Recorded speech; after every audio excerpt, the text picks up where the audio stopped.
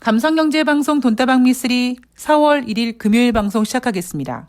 자, 드디어 2022년 2분기 시작 그 첫 번째 달인 4월의 첫날입니다. 여러분들의 1분기 주식 투자 성과는 어떠셨는지 모르겠는데요. 2분기는요. 1분기보다 훨씬 다이나믹하고 훨씬 버라이어티할 예정입니다. 제가 이번 주 우리나라 주식시장에 대해서 이렇게 말씀드렸죠. 3월의 마지막 주가 포함되어 있는 만큼 기관들이 매수해주는 윈도우 드레싱 효과를 기대할 수 있을 것이다. 그런데 증권사가 예상하고 있는 2800포인트 코스피 상단에 도달하는 것은 어려울 것이다 라고 전망해 드렸습니다. 개인적으로는요. 3월 31일 저는 기관이 매도할 줄 알았어요. 근데 이번에는 3월 31일까지 아주 야물딱지게 기관이 매수해 줬지만 4월 1일이 되자마자 기관은 바로 매도세로 전환해 버렸습니다. 자, 우선 뉴욕 증시 마감 현황을 체크해 볼 텐데요. 30일 수요일 뉴욕 증시 하락했고요. 31일 목요일도 하락했습니다. 31일 목요일 다우지수는 1.56, S&P 500은 1.57, 나스닥은 1.54% 하락했습니다. 뉴욕 증시 마감 현황을 보면은요. 연준의 금리 인상이 시작되고 러시아, 우크라이나의 지정학적 리스크 때문에 2022년 1분기 뉴욕 증시는 마이너스 수익률을 기록했다. 이 마이너스 수익률은 2020년 1분기 이후에 첫 번째 마이너스다라고 합니다. 자, 우리가 기억을 좀 더듬어 보면은요. 2019년 12월경 저쪽 중국 우한에서 독감에 걸려 죽는 사람들이 발생한다. 우리는 이런 기사를 접했고요. 그 우한 독감은 시간이 지나자 코로나19라는 타이틀을 달고 전 세계적으로 확산됩니다. 그래서 2020년 1분기 우리나라 증시, 뉴욕 증시, 전 세계 증시가 코로나19 때문에 덜썩 주저앉았죠. 그래서 마이너스를 기록했고요. 미국은 이제 돈을 풀기 시작하고 백신을 개발하고 코로나19를 이겨내기 위해서 몸부림을 칩니다. 그리고 그 몸부림에 대한 효과는 2분기 수익률 플러스로 전환시키는 성과를 내고 그 성과가 조금씩 나타나면서 뉴욕 증시는 2분기, 3분기, 4분기, 2021년 1분기, 2분기, 3분기, 4분기까지 플러스 수익률을 만들어냅니다. 그런데 2년 만에 2022년 1분기 다시 뉴욕 증시는 마이너스 수익률을 기록합니다. 이번에는요, 코로나19가 변이 바이러스가 또 생겼느니 이런 게 아니에요. 그럼 결국 이번에 마이너스 기록이 주는 의미는 뭐냐면 이미 코로나19가 끝날 것이라는 기대감이 주식시장에다 반영이 됐고 미국의 인플레이션을 우려한 금리 인상이 공격적이라는 점 그리고 한편으로는 글로벌 경제 성장이 둔화될 수 있을 거란 우려감이 반영된 마이너스 기록입니다. 자, 경제 이슈들을 체크해 보면은요. 첫 번째, 우크라이나와 러시아와의 전쟁. 제가 이 부분에 있어서 지난 3월 16일 15개 항목의 평화협상 조항이 만들어졌다. 이런 내용이 기사에 나왔다고 해서 믿지 마십시오. 라고 했습니다. 그리고 바로 그 다음날 러시아가 우리 그런 적 없는데? 라고 밝히면서 다시 증시에서는 우크라이나와 러시아발 전쟁 리스크가 부각이 됐고요. 물론 협상은 계속 진행되고 있고요. 그리고 며칠 전에는 4차 협상인가요? 건설적인 이야기가 있었다. 근데 제가 그 건설적인 회담도 너무 믿으면 안 된다. 내용을 정확히 봐야 된다라고 말씀을 드렸습니다. 어떤 건설적인 얘기냐? 러시아군이 후퇴하기로 했다. 그런데 그 내용을 잘 들여다보면 정말 후퇴한 거야? 아니면은 재배치된 거야? 우리가 이런 거를 계속 의심해 봐야 된다고 말씀드렸잖아요. 물론 협상은 계속됩니다. 4월 1일 날 온라인 협상으로 재개될 예정인데요. 러시아와 우크라이나는요. 이미 대립을 하다가 결국 극단적인 무력 대립까지 갔기 때문에 두 나라가 협상 테이블에 앉아서 어머 우리 이제 전쟁하지 말아요. 우리 악수 이렇게 평화협상이 되지 않습니다. 그럼 어떻게 되느냐? 미쓰리 개인적인 생각으로는 지금 서방 국가들이 러시아의 돈줄, 목줄을 죄고 있기 때문에 러시아가 마지못해서 이렇게 물러나는 식으로 물론 겉으로 명분은 평화협상이다라고 하지만 실질적인 내용으로 봤을 때 러시아가 이제 굶어 죽을 지경에 이르니까 이제 뒤로 물러나는 야 우리 물러나닐 거니까 돈줄 좀 풀어줘. 그러니까 이런 모습으로 끝날 게 아닌가라는 생각을 하고 있거든요. 근데 정말 미쓰리의 이야기대로 지금 나오고 있는 얘기가 뭡니까? 미국에서 이렇게 얘기합니다. 러시아군의 20%가 다른 곳으로 이동하긴 했는데 그게 전쟁을 끝나기 위한 철수가 아니라 재배치다. 러시아가 군사활동 축소 입장을 밝히긴 했는데 정말 중요한 우크라이나 수도 같은 곳은 여전히 공격이 집중되고 있다라고 했습니다. 자, 러시아와 우크라이나가 이렇게 계속 무력으로 대립되고 있다면 국제유가가 영향을 받을 수밖에 없죠. 그런데 이날은 국제유가가 하락했습니다. 근데 국제유가도요. 2022년 1분기에요. 33%가 급등했습니다. 여기에는 인플레이션 우려감도 있고요. 그리고 우크라이나와 러시아 영향이 굉장히 크게 반영이 됐겠죠. 폴란드가 러시아산 원유 수입을 2022년 말까지 완전히 중단하겠다고 했습니다. 물론 폴란드가 뭐 중단하겠다고 뭐 엄청나게 영향을 받고 이런 건 아니지만 이게 전반적인 지금 분위기잖아요. 어쨌든 이렇게 서방 국가들이 러시아 원유를 사주지 않고 그럼 결국 물론 러시아도 타격을 받겠지만 러시아가 세계 2위 석유 제품을 수출하는 국가거든요.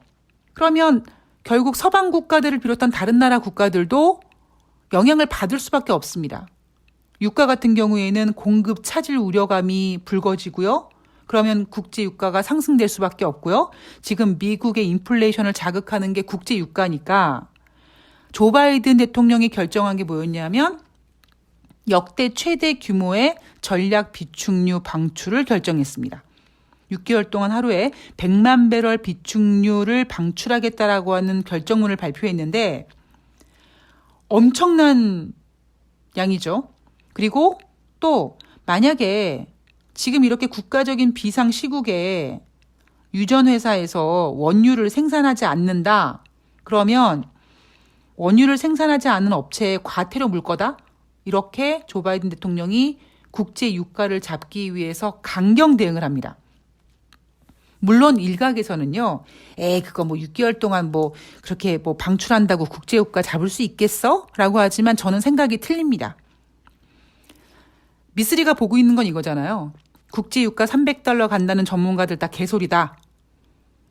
국제유가는 오펙 회원국과 비오펙 회원국들이 예전만큼 계속 생산을 하면 되고, 즉 생산을 지금 원래대로 하고 있는 게 아니기 때문에 지금 생산하는 거에서 좀만 증산하면 되는 거고, 그리고 또 하나 글로벌 경제 성장률이 둔화되면 수요가 줄어들 것이라는 전망이 나올 거고, 그러면 당연히 국제유가는 안정을 찾을 건데 그 안정이 우리가 몇 년 동안 누렸던 WTI 기준으로 뭐 $50, $60 가격은 안 될 거고 그 이상 정도에서 자리를 잡을 것이다 라고 말씀을 드렸습니다.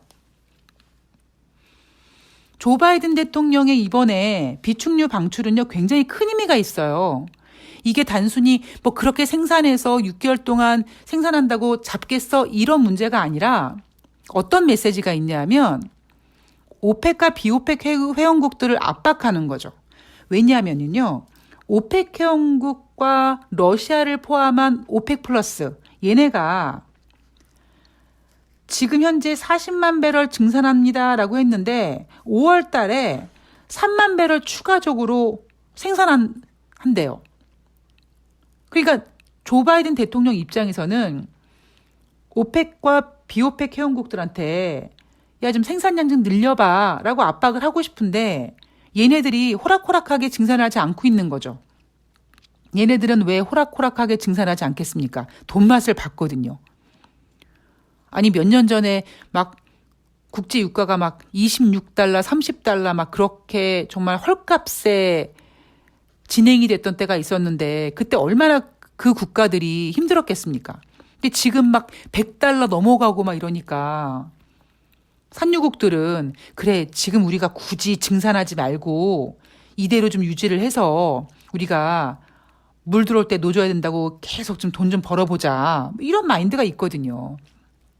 근데 이 조 바이든 대통령의 전략 비축유 방출은요 이런 효과예요.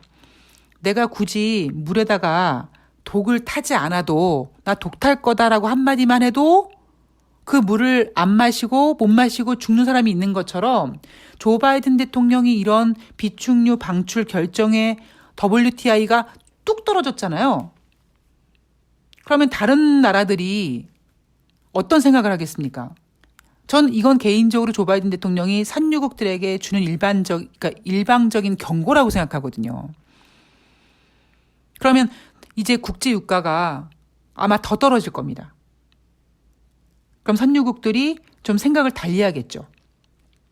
그렇다고 물론 산유국들이 막 증산하진 않을 거예요. 왜 산유국들이 증산한다고 하면 국제 유가가 더 떨어질 수 있으니까. 그런데 이제 산유국들은 내가 지금 팔고 있는 기름이 최고가구나. 더 비싸게 팔아먹어야 되겠다는 생각은 좀 하지 말아야겠다. 이런 생각을 하게끔 만들어주는 거죠. 자, 국제 유가는 이렇게 돌아가고 있고요. 경제 지표를 미국의 경제 지표를 보면은요. ADP 전미고용 보고서가 3월달 민간 고용 전월보다 45만 5천 명 증가했고요. 4분기 미국의 GDP는 전기 대비 연율 6.9% 증가했습니다. 물론 잠정치 7.0보다는 조금 하향됐지만 여전히 미국 경제 잘 나가고 있고요. 2월달 근원 개인 소비 지출 전년 동월 대비 5.4% 상승했습니다. 1월 달에는 5.2% 상승했거든요. 그러니까 1월 달보다 개인 소비 지출이 늘었다. 40여 년 만에 최고 수준이라고 합니다. 목요일마다 발표되는 주간 신규 실업상 청구 건수 전주 대비 14,000명 증가해서 20만 2천 명 기록했지만 여전히 기준선 30만 건 하회고요. 예, 여전히 미국 경제 좋습니다. 자, 미국 경제 지표가 이렇게 잘 나오니까 미국은 어떤 일이 벌어집니까? 예, 인플레이션이 문제가 아니라 이제 금리 인상입니다. 제가 뒷부분에서 금리 인상에 대해서 강력하게 제가 말씀드릴게요. 3월달 감원 계획 21,387명이라고 합니다. 전월보다 40.3% 증가했다고 해요. 왜? 3월달에 왜 갑자기 이렇게 기업들의 감원 계획이 늘었어? 백신 접종을 거부하고 그다음에 상점 폐쇄돼서 그래. 이런 이유를 댔는데 저는 개인적으로 그거보다 지금 미국은요. 완전히 코로나19 전으로 돌아갔습니다. 물론요. 아직까지 좀 조심스러운 사람들이 마스크를 쓰고 다니긴 하지만 미국 경제는요. 지금 거의 98% 가까이 코로나19 전으로 돌아간 상태입니다. 자, 이제 금리 결정을 얘기해 보면은요. 5월달 FOMC 회의 디데이 32일 남았습니다. 31일 기준으로 뉴욕 증시 마감 현황 기사를 보면은요. 연방준비제도의 금리 인상이 시작되고 러시아와 우크라이나와 전쟁으로 지정학적 리스크가 커지면서 3대 지수는 마이너스 수익률을 기록했다라고 말씀드렸잖아요. 지금요. 시카고 상품 거래소 금리 선물 시장에서 5월 달에 32일 이후에 열릴 5월 달 FOMC 회의에서 50bp 인상 가능성 68.8%고요. 6월 달에 50bp 금리 인상 가능성 63.3%고요. 하다못해 6월 달에 50bp가 아니라 75bp 인상 가능성이 9.8%입니다. 물론 75bp는 조금 무리가 있지만 그래도 75bp 인상 가능성에 9% 가까이 나왔다는 것도 신기해요. 제가 한 일주일 전인가요? 일요일 방송에서 이런 얘기 해드렸어요. 이번 주 우리나라 증시를 비롯해서 뉴욕 증시 상황에 대해서 뭐 이렇게 쭉 전해드리면서 뉴욕 증시에서 어떤 얘기가 나왔냐면 미국 증시가 당분간 상승할 거다. 뭐 이런 얘기가 나왔거든요. 제가 못할 거다라고 했습니다. 왜 그러냐면요. 보세요, 여러분. 지금 우리는 제가 앞에서 미국이 저렇게 공격적으로 앞으로 금리 인상을 할 거라고 함에도 불구하고 미국 증시가 참 견고하다. 왜 견고할까?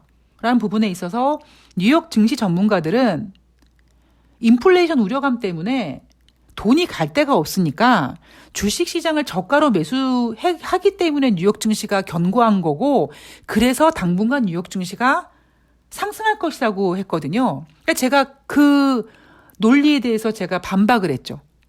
헛소리다. 개소리다. 금리 인상을 저렇게 공격적으로 한다고 하는데 증시가 갈 수 있느냐. 못 간다. 뭐 이런 얘기 드렸습니다.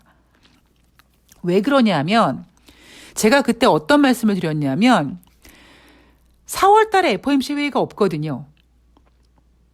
그래서 3월 중순에 25bp 금리 인상을 한 다음에 바로 나온 얘기가 뭐냐면 25bp씩 6번 금리 인상할 것이다. 이렇게 연준에서 어떤 점도표를 그리는 기자회견을 했고요.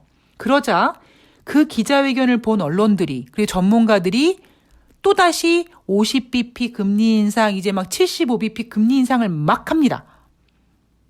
뭐 연준 위원들도 대놓고 25bp 금리 인상하는 게 좋긴 좋지만 필요하다면 50bp도 해야지 이런 얘기를 막 할 정도니까요. 자, 그런데 그럼에도 불구하고 미국 증시가 안정적인 이유는 뭐냐면 4월 달에 FOMC가 없기 때문이거든요. 그런데 이제 점점점 시간이 다가오고 있어요. 그리고 또 하나, 미쓰리는 지금 전문가들이 스태그플레이션을 우려한다라고 얘기하지만 제가 봤을 때 지금 이미 스태그플레이션이다, 전 세계적으로. 그런데 왜 우리가 스태그플레이션이라고 인정을 안 하냐 하면 코로나19 때문에 아직 코로나19와 같이 가고 있다 보니까 그래, 코로나19가 완전히 종료되면 더 좋아지겠지. 뭐 이런 기대감을 갖고 있다 보니까 경기 확장에 대한 기대감으로 경기 둔화라는 생각을 안 하고 있는 겁니다. 안 하고 있는 건지 외면하고 있는 건지 모르겠는데 여하튼 그래요. 근데 재밌는 거는요. 지금 전 세계적으로 여러분 미국만 있는 게 아니잖아요. 또다시 사골국을 한번 우려먹으면 2015년에 미국이 오랜만에 12월 달에 금리 인상을 한번 합니다. 그리고 뭐라고 얘기하냐면 우리 미국은 2016년에 4번의 금리 인상 할 거예요. 그때 금리 인상은요 25bp예요. 고작. 그런데 보름 뒤에 개장한 2016년 1월 첫날 중국 증시가 개박살 났습니다. 막 서킷 브레이크 막 걸렸어요. 왜 그랬어요? 아니 미국이 금리 인상한다는데 중국이 왜 그랬어요? 경기도나 우려감 때문이에요. 그리고 미국이 금리 인상을 하면 즉 신흥국에서 자금이 빠져나가서 선진국으로 그 자금이 이동할 거라는 우려감 때문이었습니다. 지금 여러분 중국이란 나라가 없나요? 있어요. 우리가 중국을 잊어버리면 안 돼요. 따라서 지금 현재 주식시장에서는요. 뭐 한낱 우크라이나와 러시아 문제 가지고 걱정하고 있고 뭐 한낱 지금 미국의 인플레이션 가지고 걱정하고 있는데 우리는 그 다음을 봐야죠. 이제요. 점점 5월 달 FOMC 회의가 다가오고 있고 그리고 점점 이제 와 이번에 50bp 금리 인상 하겠는데 이런 확신이 생기기 시작하면은요. 증시가 버틸 수 있을 것 같습니까? 미국이 저렇게 금리 인상하면 중국 어떻게 하지? 신흥국들 어떻게 하지? 이런 문제 고려하게 될 거예요. 근데 지금 이런 얘기가 안 나오죠? 하지 않는 건지 안 나오는 건지 모르겠는데 그런데 돈다방 미쓰리는 빠릅니다. 가끔씩 너무 빨라서 좀 문제가 되긴 하지만 어쨌든 미쓰리가 얘기해서 틀린 부분이 없어요. 지금 우리가 여러분들 뉴욕 증시 막 검색해 보세요. 나와 있는 얘기가 뭐냐면 또 얘기하지만 연방준비제도의 금리 인상이 시작되고 러시아와 우크라이나와 전쟁으로 이 얘기밖에 없어요. 이게 문제가 아니라는 겁니다. 점점점 5월달 FOMC가 다가오고 블랙아웃이 되기 전까지 연준 위원들이 물가 상승을 걱정해서 50bp 금리 인상, 75bp 금리 인상, 뭐 연달아 50bp씩 해야 된다 이런 얘기가 계속 나오고 있잖아요. 이제 어느 정도 시장이 이제 이성을 찾고 생각이라는 걸 하다 보면 가만히 있어봐. 신흥국에서 자금 유출 될 수 있겠는데 이 부분부터 시작이 됩니다. 그러면 중국의 경제 성장률 걱정하게 되고요. 중국의 경제 성장률을 걱정하게 되면 글로벌 경제 성장률을 걱정해야 되고요. 이미 이런 거를 감지한 IMF와 세계은행이 4월 중순쯤에 글로벌 경제 성장률을 하향 조정할 거라고 이미 선전포고했습니다. 그런데 국제유가가 어떻게 300달러 가냐고요. 만약에요. 지금은 그냥 겨우 중국 상하이가 뭐 이렇게 반 나눠가지고 봉쇄 조치했다. 뭐 이런 정도 얘기밖에 안 나와서 그렇죠. 만약에 미국의 공격적인 금리 인상으로 글로벌 경제 성장률과 뭐 중국의 자금 유출 이런 얘기 나와서 중국 증시가 조금만 충격받잖아요. 그럼 미국 증시도 빠질 겁니다. 미국 증시 빠지면 50bp 금리 인상 얘기 쑥 들어가겠죠. 그리고 이미 지금 경제 지표가요. 꺾이기 시작했단 말이에요. 물론 근원 소비 지출이라든가 고용 지표는 여전히 고공행진하고 있습니다만 이 지표 모두 언제 거예요? 과거형이에요. 이미 경제는 꺾이기 시작했어요. 그래서 저는 지금 아무리 뭐 연준이 이번에 뭐 25bp씩 6번을 하네, 뭐 50bp를 하네, 이거를 믿을 수가 없다라는 겁니다. 미국 혼자만 가는 경제가 아니거든요. 근데 뭐라 그럴까요? 글쎄요. 뭐 보이지 않는 어떤 세력이 이렇게 판을 만드는 건지 아니면 경제를 제대로 보지 못하는 모질이들이 못 보는 건지 모르겠습니다만 조금만 지나보세요. 미국의 금리 인상이 미국만 금리 인상으로 끝나는 게 아니라 신흥국 작살내는 거거든요. 그러니까 제가 부탁드리고 싶은 건 이런 거죠. 지금 미국 증시가 견고하게 움직이고 뭐 우리나라 증시도 이렇게 견고하게 움직이는 거 뭐 종목별 장세 누리시는 거 좋아요. 그런데 최소한 앞은 좀 보셔야 된다는 겁니다. 앞에 어떻게 될지, 앞에 뭐가 있는지. 우리가 타이타닉 영화 보면 그 앞에 빙산을 보지 못해서 배가 결국 침몰하는 거잖아요. 우리가 단순히 그래 미국이 이번에 50bp 금리 인상할 거래. 뭐 75bp씩 한대더라. 왜? 뭐 인플레이션이 걱정된대. 이렇게 남일 얘기하듯이 할 때가 아니라는 겁니다. 여러분들께서 제가 아까 처음에 그랬죠? 2분기 증시는 1분기보다 더 버라이어티 할 거라고요. 어떤 분께서 댓글에 그러면 미쓰리는 뭐 증시를 뭐 이제 경기 하강으로 보느냐? 예, 경기 하강으로 보고 있습니다. 이미 제가 올해 경기 이슈로 뽑았던 디폴트 얘기가 나왔단 말이에요. 지금 여러분 뉴욕 증시에서 러시아 채무이자 갚았다는 얘기 안 나오잖아요. 31일 날 엄청난 금액이 있습니다. 뭐 갚았을 수도 있어요. 그런데 4월 달에 또 계속 나오고 있습니다. 이게 어느 날 갑자기요. 터지기 시작하면 와 어떻게 증시에서 이렇게 악재밖에 없지? 할 수도 있습니다. 그러니까 제가 지금 여러분들한테 겁을 드리는 게 아니라 여러분 매번 당하잖아요. 우리가 가짜뉴스에 당하는 것처럼 매번 우리는 경제에서도 주식시장에서도 그냥 그들이 보여주는 것만 보다가 불나방처럼 뛰어들고 그냥 다들 골로 가잖아요. 왜 대비라는 걸 안 하냐고요. 대비라는 걸. 미국이 지금 50bp 금리 인상 하겠다고 5월 달에 당장 하겠다고 하는 게 68%, 70% 가까이 나오고 있고 막 75bp 금리 인상 얘기가 나오고 있는데 증시가 견고하다. 여기에 우리가 안도하면 안 된다라는 겁니다. 어느 날 갑자기 눈을 딱 떴는데 미국의 공격적인 금리 인상으로 신흥국의 자금 유출이 우려돼서 중국 증시가 개폭락하고 이런 거 나올 수 있다니까요. 중국이 아무리 경제가 좋아도요. 아직 신흥국입니다, 여러분. 그리고 또 하나 제가 저는 이런 생각도 해요. 미국이 왜 저렇게 공격적인 금리 인상을 할까? 물론 인플레이션도 우려가 되고 있지만 저는 여전히 미국과 중국은 패권 전쟁을 진행 중이라고 보고 있고요. 트럼프 대통령은 그냥 대놓고 무역 전쟁을 하면서 보여주기식의 전쟁을 했다면 저는 조 바이든식의 지금 패권 전쟁이 진행되고 있다고 봅니다. 조근조근 경제 죽이기 이렇게 할 수 있거든요. 여러분들께서 지금 눈에 보이는 경제 이슈가 다가 아니라는 거.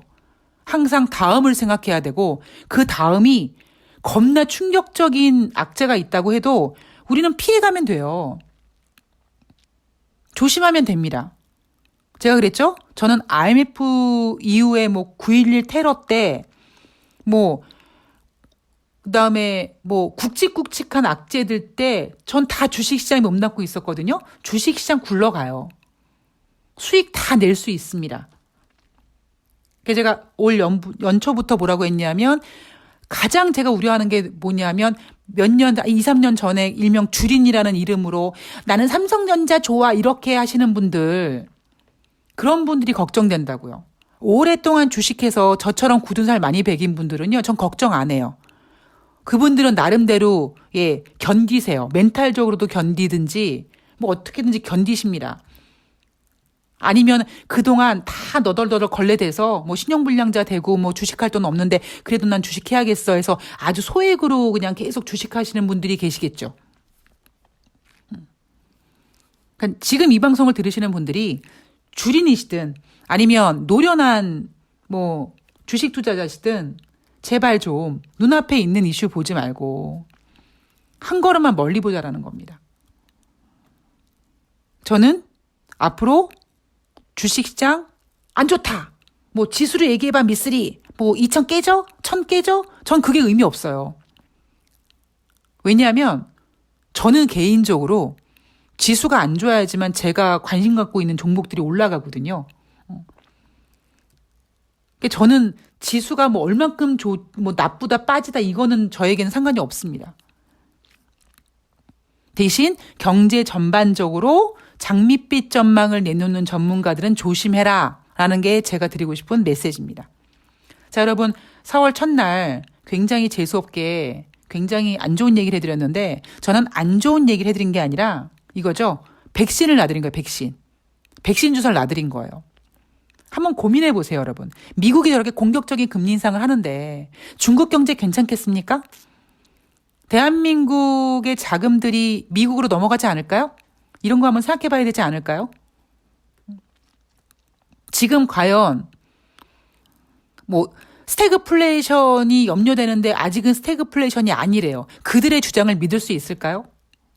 이런 것들을 의심하는 그 첫걸음이 여러분들이 주식해서 돈을 벌 수 있는 그 시작이라고 전 생각을 합니다. 자, 아주 강한 예방주사를 놔드렸으니까요. 다시 한번 멘탈 잡으시고 정말 주식 공부 열심히 해야지 하는 각오를 한번 다져보시고요. 주식 하시겠다는 분이 계시다면. 그리고 제가 그랬죠. 돈다방 미쓰리 유튜브 구독자 1,000명 되면 제가 라이브 할 거라고요. 근데 여러분들이 저 보고 싶지 않으신가 봐요. 구독자가 안 느는 거 보니까. 알아서 하겠습니다. 네. 자, 오늘 좋은 하루 되시고요. 전 다음 방송에서 뵙도록 하겠습니다. 고맙습니다.